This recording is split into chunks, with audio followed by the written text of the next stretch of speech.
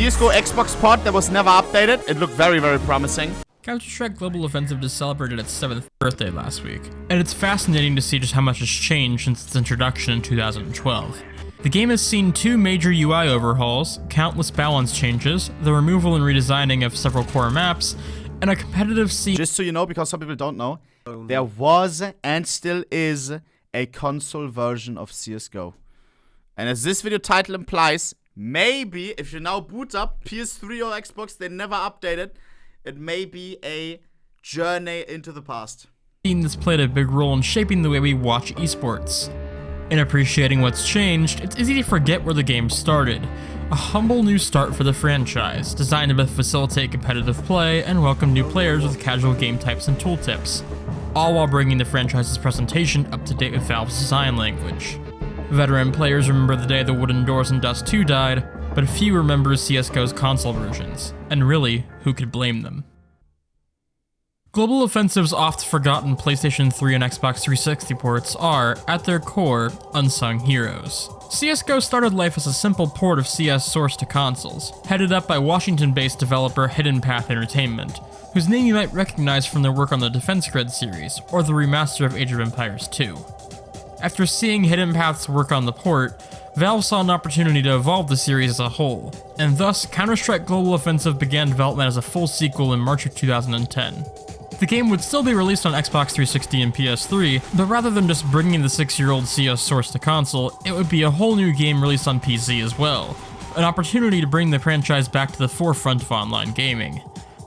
The rest is history. And while a new Counter-Strike might have been inevitable, Source's ill-fated console port is responsible for shaping Global Offensive. But in a stroke of irony, the very decision that sparked CSGO's creation might have been the same one that doomed the console experience it was originally intended to be. Huh? Bro, okay. This looks so wrong. After a closed beta that lasted the better part of a year, CSGO released simultaneously on all 3 What the hell is that deagle? platforms on August 21st, 2012. At launch, the 3 versions more or less had feature parity, short-lived. Since version 1.0, CSGO on PC has received 350 updates, give or take. The console version has 2 updates.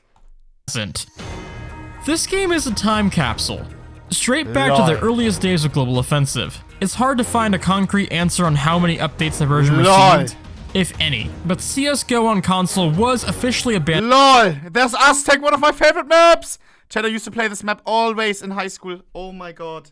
Aztec Office. What the hell is this? That's Aztec as well, no? Officially abandoned by summer 2013 at the very latest. They didn't have enough maps to fill their whole picture. 2 times Aztec. As evidenced by the presence of the scaffolding in B Tunnel, which was removed just before the game's first birthday. This isn't Valve's first time abandoning a game on console. Valve's 7th generation console games are notorious for receiving little to no post-launch support. Disputes with Microsoft overcharging for updates led to content that was free on PC being paid on Xbox. And the console versions of Team Fortress 2 are in a similar state to CSGO, with neither receiving the vast majority of content updates or balance patches that completely transform the game in its later life. The PS3 version of TF2 never actually received a single patch, with long patch exploits running rampant, and modder spawning props giving themselves god mode and no-clipping into spawn rooms. One would question why Valve seems so unwilling to financially commit to projects they've already spent money on. Situations like these and the Half-Life Mac fiasco suggest that Valve just doesn't play well with others. Perhaps CSGO being abandoned on console shouldn't have come as a surprise. So, for all intents and purposes, this is a time- Bro, this looks so crazy. Show gamer card, LBRBA for camera. Time capsule back to CS. Was there a lot? Because in console games, in console shooters, you always have a lot of, how do you say? Like it aims for you. I wonder if CS had that. Go as it was over 6 years ago. And god, is it weird to see how much some things have changed. Assist. The CC75, R8 Revolver, M4A1S, USPS, MP5SD, and Rescue Kit were all added after Console Strike's final update. Weapon prices- It doesn't look like it has aim assist. So it says it had nothing, okay. and balance are all unchanged. And remember when the AUG scope looked like this? I could spend all day talking about the various differences here, but to put it bluntly, this is CSGO in its infancy. Much more important is, how does it play? Can you still play it? No shot. Counter-Strike is, at its core, a game of precision. There's a reason that players trying to climb the matchmaking ranks spend hours practicing their aim and workshop maps and changing placebo settings to be like the pros. In a game where one shot can often equal one kill, aim is paramount. In games like Overwatch, not all playstyles require pinpoint aim, and hit-scan heroes are an optional addition to a team, meant to counter specific other heroes. Even Halo has I love Widowmaker. Such a nice agent. bullet magnetism, generous hitboxes, and copious aim assist to account for the controller. I should play Overwatch on a really high level as well if you don't know. Gamer, top tier level, multiple different games. One of the best Roadhog players in EU, one of the best hookers, highest hooking percentage, I'm telling you, bro. Like 65% or something. And not just, oh yeah, I'm only hooking when I know that it's a good hook. Like actually like hooking always when cooldown is, it's crazy, bro, I'm telling you. Counter-Strike has none of this. 1 millimeter off and your shot will connect. Yeah. Simply put, Counter-Strike is the antithesis of other competitive shooters.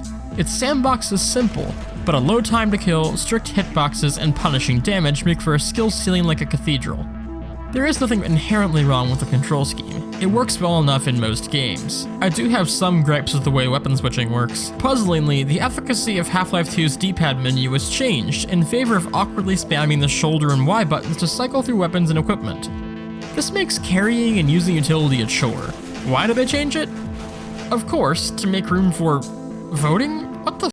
Seriously? What? Put this in the pause menu. Navigating tight areas of maps is a bit tricky since the inherent design of analog sticks means that your character continues walking for a bit after you stop holding forward on the stick. All of these factors are inconvenient, but they aren't what kills the experience.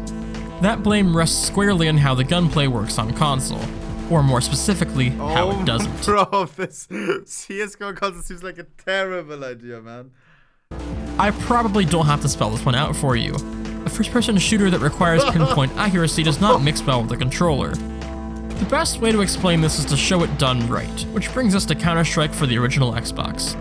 Similar to how the original This is how you play. You better watch your mouth, bro. concept of Global Offensive was to bring an adaptation of CS sourced to consoles, CS for Xbox was designed specifically for console play, with a basis in Turtle Rock Studios' Counter-Strike Condition Zero. The basic formula is all here. The game mode, maps, guns, they all make their appearances. Where CS for Xbox differs from its source material is in its gunplay and how it was adapted for controllers. Hitboxes are larger, aim is fluid, and the frame rate is solid. CS for Xbox may not have been a perfect adaptation of Counter-Strike, but it's sold like hotcakes, and it feels very competent, even today. This game proves that Counter-Strike's formula can absolutely work in a console environment. And Rainbow Six's entries, old and new, only solidify that a tactical shooter does not need a mouse to be playable or fun. It just needs to be tweaked for the platform. By sharp contrast, CSGO's gunplay on console is identical to that of the PC version. Aim assist that formers assure me exists is all but unnoticeable. There is no comfortable sensitivity. Either it's too sensitive and I can't make precise adjustments to line up headshots, or the sensitivity is too low, and reacting to an enemy push is nigh impossible. And if you thought head glitching was annoying on PC, wait until you have to line up a headshot with this thing. All of this is exacerbated by the fact that most of your time on this game will be spent fighting bots, who by merit of being computers don't have to struggle with controllers and thus aim just fine. Dying to a bot on PC is embarrassing. Dying to a bot on console is commonplace. The Xbox 360 version of CSGO was restricted to a regular controller, but the PS3 version had two optional methods. Players can simply plug in a USB mouse and keyboard, granting the means to absolutely stomp. More interestingly, the game supported the PlayStation Move, making CSGO for the PS3 look and feel What the hell is that? like one of those Wii Call of Duty games. This is really interesting, and something I'm curious to try out for myself, if I can get my hands on some Move controllers. So, it handles like ass, but at least on 360, everyone is on a level playing field. And with the game being added to backwards compatibility on Xbox One a couple of years back, the servers aren't completely dead. I have still yet to find a full lobby, but I've gotten close. I was pretty consistently It has voice chat, right? able to find players in matchmaking, with empty player slots being filled with bots we could take over after dying so we could continue fighting. And man, get ready to experience a lot of this.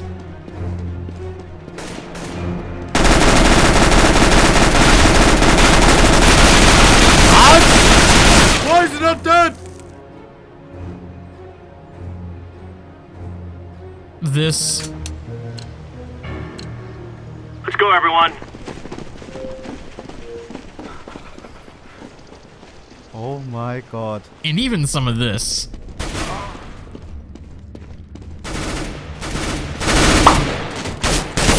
Banned for team killing the bots. Terrorists win.